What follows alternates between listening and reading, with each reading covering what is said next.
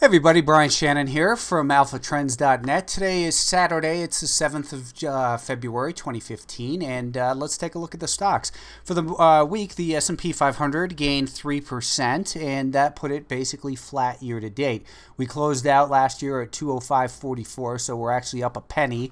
The Nasdaq had a strong week, up 2%, and that's still negative year to date. So just a lot of volatility. Oil bounced back 9% this week, still down 4% for the year.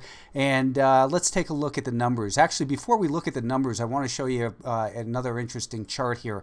This is the S&P 500 year to date. And on here, I've got this is the volume weighted average price year to date. This boxed in area is the trading that we saw last week. And what was interesting really about last week is that we saw a new low for the year. That was, I guess, on Wednesday, and then a new high for the year on Friday. So the entire range that this market has traveled in 2015 was encompassed in last week's trading activity. And where does that put us? It puts us in a pretty confusing situation because we've had this band of resistance up in here that we've been talking about, and then of course the band of support down in this area. So we made a new low for the year and a new high for the year this week, and that puts us just back right up at the top end of this range. It really doesn't give us any advantage going forward. So we have to ask ourselves always, where has the market come from? Where has it? Where does it have the potential to go?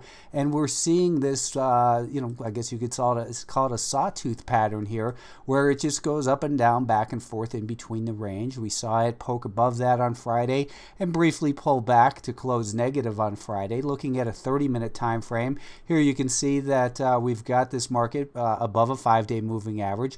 This is, there's a couple important levels below, 204 being really the first one. If let's say what the bullish potential scenario for next week could be is if we pull back to 204 and hold above that level and create a higher low and then move higher. I was someone on Yahoo last week said, hey Brian, how come you're not making a call here? And I have been making a call. The call is that we're in a sideways range and there's really no advantage to being long or short for more than a couple days at a time. That's the message of the market. That's what I'm interpreting here, and that's been the correct interpretation because we've moved 0% for the year, but we've obviously had these ranges where we've been down. And on this chart, what I have is we've been we haven't even been up 1% year to date, but we've been down more than 3% numerous times. So this is minus 1%, the pink minus 2% in here, minus 3% and minus 4%. So we've spent most of the year so far, and we're obviously only 25 days into trading this year, but most of the action has been negative year to date. So the question becomes, is this distribution before the market breaks down, or is it accumulating, just turning sideways, sucking in shorts before the market continues to move higher? I'm not in the business of predicting. I'm in the business of saying what's the most likely scenario, where are the important levels, and where do I get out if I'm wrong? So right now, the way it's shaping up, next week I'd like to see 204 hold. If 204 can hold, then we can see that, and I would say even 203.5 to 204. So if we can get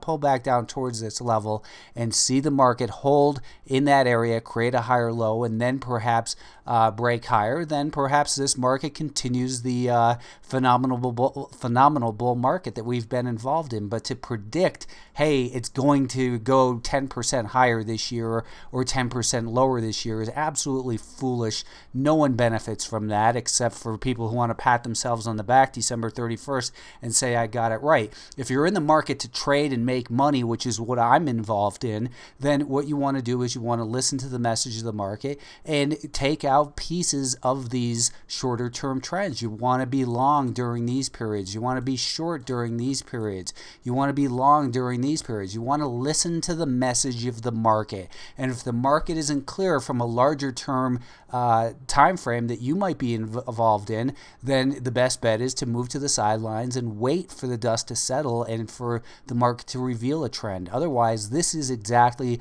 why I'm a trader. This is why I trade, because we have volatility in the markets, and that volatility can be taken advantage of. When we have a period of higher highs and higher lows, above a rising 5-day moving average, the odds favor being long. However, for instance, on Friday, where we saw that pulling back, we saw that as it broke below the volume weighted average price and then had lower highs and lower lows below it, it means you don't initiate new long side trades while the market is below that. So it's about mixed messages. We have a lot of mixed messages on various time frames, and you can look at the one of my favorite quotes from George Soros is that volatility peaks at turning points and diminishes with the trend. Well, in this uptrend that we've seen over the last several years, there's been very little volatility. The volatility that we're seeing now, is this indicative of a turning point, of a longer-term distribution before it declines? I simply don't know. But if we get down towards the low end of the range next week, I certainly wouldn't want to be the fool who shorts below here. That might, in fact, be the right thing to do, but not after it's dropped from 205.5 back down to 197.5. Instead, I'd rather see it come down to that level, maybe bounce up a little bit towards 201, and then sell it short. That way we would have a logical place to set our stop. So the outlook remains murky. It's a volatile environment, and if you're trying to put on investments, it's a difficult environment. But we do have a lot of stocks moving, nicely. We've got LinkedIn broke out this week. We've seen, of course, that Netflix had that big reversal a couple weeks ago and holding on to those gains. We've seen that Alibaba is a piece of garbage. It continues to be guilty till proven innocent. We had, gotten long it over here and gotten out over in this area, and it's been lower highs and lower lows. I heard someone on the radio a couple weeks ago saying, Alibaba is the type of stock you can just close your eyes and buy it. That is absolutely the most foolish thing you could say about any stock. All stocks move in cycles of going higher and lower, and when they're in a downtrend, you simply don't buy them. You either stand aside or you get aggressive and look to sell short. I would not be surprised at all to see Alibaba undercut the lows that we've seen since it came public. Gopro is another one. Everyone loves their products. They're going to have a big Christmas, all this nonsense. It's been in a downtrend for a while. It's below a declining 10, 20, and 50-day moving average. It remains guilty till proven innocent. Back to the indexes. The Nasdaq got right up to its declining trend line that we've seen in place since late November. So we have these lower highs still intact here and these lower lows. We have a higher low here, but that doesn't mean the market's going to reverse. We're seeing it right at this 5-day moving average. Year to date, where are we on this Nasdaq? We are down 0.12%. So same thing, a lot of volatility, but we've absolutely moved nowhere overall. If you look at it and said, hey, we're going to be up or down 1 or 2%, whatever it is, we've been down as much as about 3%, and we've been up less than 1%. Most of the year has been negative. We were right at a rising 5-day moving average here, so ideally for the beginning of next week, if we're going to give the benefit of the doubt to the buyers, we want to see about 102.5 continue to hold up here. If we can hold 102.5, kind of stabilize a little bit, then perhaps we can continue to move higher, but we remain very cautious on this market regardless of what the time frame is. Now, the Russell 2000 did break to break some important resistance here. It's not at a new high for the year, but we have a higher this band of resistance. So we've been seeing that the Russell 2000 has been trading sideways as well. Here's been our little band of support this year, 114 to 114.5, and our band of resistance has been basically 119 to 119.25. Well, we broke above that, so that's great, right? Well, where have we come from? 114.5. So same thing here. We didn't see a new low for the year. We came very close to it, from new low to new high for the year.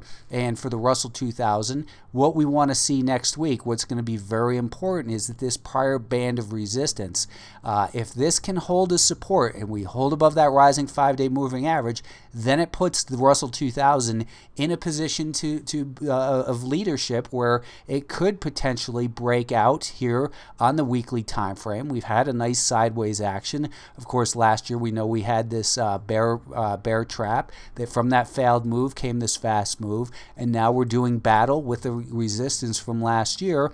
And this market, if we can hold up and then create a higher low near about 119, 118.75-ish, let's say, then this market has the ability to break out to all-time highs, I think. And if it does that, then it should inspire confidence in the other markets and lead to perhaps a breakout in the S&P 500 and the Nasdaq. But to predict it is foolish. What we want to do is we want to anticipate all potential scenarios and wait for price confirmation before we actually participate. So we anticipate the scenario, we have our backup plans, we participate once the market tells us that's where the clarity is. And this is analysis that I provide every single day for Alpha Trend subscribers at the end of the day, and also in a midday video. So if you're not a subscriber and you're looking for answers, waiting once a week, that's fine. But even a bronze membership gets you the end of the day analysis for the S&P 500 and all these indexes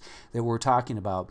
Back to the semiconductors, very similar to the Nasdaq, we've got this downtrend line in place from the highs that we saw late November, or I guess that was early December, right in there. So we have these lower highs, but the market's not really declining. We had seen last week a shakeout to a new low. And again, you have to ask yourself, when we have the market decline from 55.5 down to 52 and then make a new low, those cheap new lows are often, once they're extended, that means that you don't sell short the new lows. So once they're extended and make a new low, it's not a good time to short. That's where they take out stops and then reverse the market higher. So that's what we saw this week in the semiconductors. Now, looking at let's look at year to date in the semiconductors. We've got a 5-day moving average. We've got the year to date volume weighted average price. So we would really ideally like to see about 53.5 hold. I think if 53.5 holds next week, then perhaps we're in a position where this market can kind of regain its footing. And then if it breaks these highs right here, that breaks that downtrend line and creates a higher high for us. So perhaps we can, a higher high of the last couple weeks at least, that is, and perhaps the semiconductors can continue to move higher. But for now, they're really neutral at best. The financials had a good week. They got back up to that 50-day moving average. They were briefly above it, but got halted basically at the 50-day moving average. And with a declining 50-day moving average, to me, it seems foolish to purchase this market because, again, we just saw this market create a new low right here, but we don't have, and we have a higher high, but we don't have a higher low. The definition of an uptrend is higher highs and higher lows. So the best case scenario for the financials is to pull back even as deep as probably down towards about 2370, 2360. If it could pull back down towards there and hold up and then go on to break this high, then we would have a higher high and a higher low. But for now, to be buying after a rally that, of this magnitude, which is a big rally for the financials, to buy after that type of high simply doesn't make sense, especially when we have the direction of the 50-day moving average is still declining. These rallies typically will not work. To me, it seems most likely that we will continue to pull back down towards, I think, 2360 to 2370. If we can maintain above that, then we can start to think that this market is rebuilding and perhaps has the opportunity to turn itself back higher once again. The Biotechs had a rougher week this week, and they've been the leaders for a while here, but this week, the Biotechs, on Friday lost some ground, and for the week they were down 1.8%. Still up 4% year to date, so obviously much stronger than the broader markets. And we've been riding this rising 50-day moving average here, you can see in this general area. So again, it's not a close below the 50-day moving average that matters, because what we look at is the direction of the 50-day moving average. If the 50-day moving average is advancing, we consider it innocent till proven guilty. It doesn't mean you buy down here. It doesn't mean you buy. It means you look at it and wait for evidence that the buyers are regaining control on shorter term time frames. Now, for the Biotechs here on a 30-minute time frame going back to the beginning of the year is what we have right here. You can see we do have right now a pattern of lower highs and lower lows. So we've got a declining 5-day moving average as well. This market tried to rally, but with a 5-day moving average on the intermediate term time frame, it's guilty till proven innocent. What we need to see see for these biotechs to become healthy once again is probably a day or two of sideways in here, have that 5-day moving average flatten out, and then begin to move higher. So for now, it seems as though going into next week, we're in slightly corrective mode for the biotech stocks, and you ought to give them a little bit of time to see what they're going to do. They've had a phenomenal rally here over the last several years.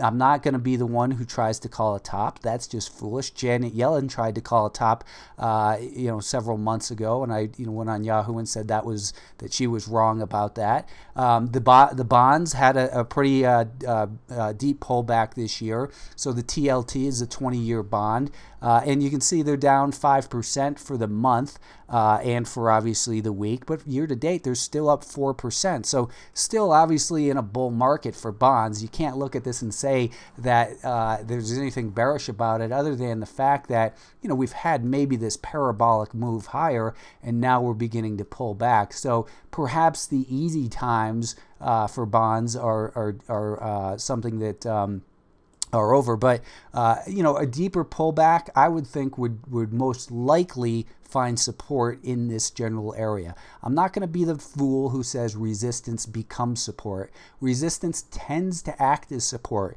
and you have to say, where are the important levels? Well, we have this prior resistance right here.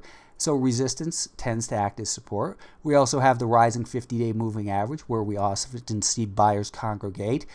So after a deep pullback like this, you have to ask yourself, do you want to sell short after it's dropped from 138.5 down to 131? I certainly don't. I would rather just stand to the side, let this market see where it finds support. A likely level for it would be basically in this little range right in here. So basically 128-ish to about 129.5. This should be a band of support. It's a potential band of support. We'll see what happens when it gets there, but for now, it's in pullback mode. Gold, I'll talk about this briefly because we spoke last week about the year-to-date volume-weighted average price had been support. It broke back below that, and gold continues to be just a mess, which it's at the 50-day moving average. Maybe it finds support there. I don't know, but let's take a look also at Apple. Apple, as out it made some new highs this week. So obviously, since the earnings report, the buyers are still in control. We made an all-time high in the stock this week. The trend is still clearly higher. We broke a little bit of support Friday afternoon, and for that, I would say that initiating new positions doesn't make sense for now. If it can clear these highs though, and maybe we get a little bit of a shakeout and then run back up. But for now, it seems as though we've got some resistance near about 120.5, and that's obviously going to be something that needs to be cleared before it can continue to move higher.